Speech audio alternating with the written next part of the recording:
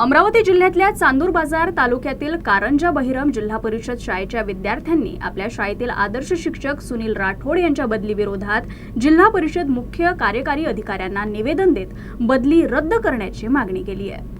Sunil Rathod sir यांनी शाळेच्या शैक्षणिक प्रगतीसाठी अत्यंत मनोभावे व प्रामाणिकपणे कार्य केलंय।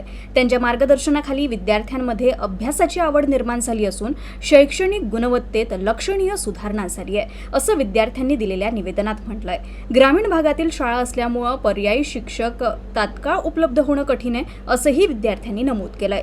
सुनील राठोड यांच्या बदलीमुळे शाळेच्या शैक्षणिक वातावरणावर परिणाम होऊ शकतो, अशी भावना विद्यार्थ्यांनी व्यक्त केली आहे। त्यामुळे त्यांच्या बदलीचा निर्णय विचार करून रद्द करण्यात यावा, अशी विनंती विद्यार्थ्यांनी प्रशासनाकडे केली।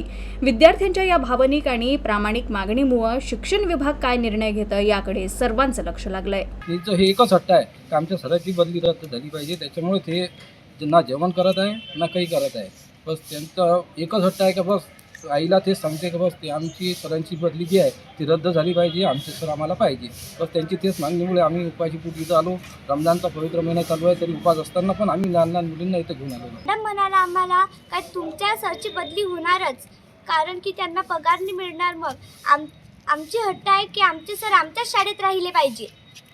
आमचे सर आमच्याच शाळेत राहिले, दुसऱ्या शाळेत जायला नाही पाहिजे। आमच्या सर आमच्याच शाळेत राहिले पाहिजे।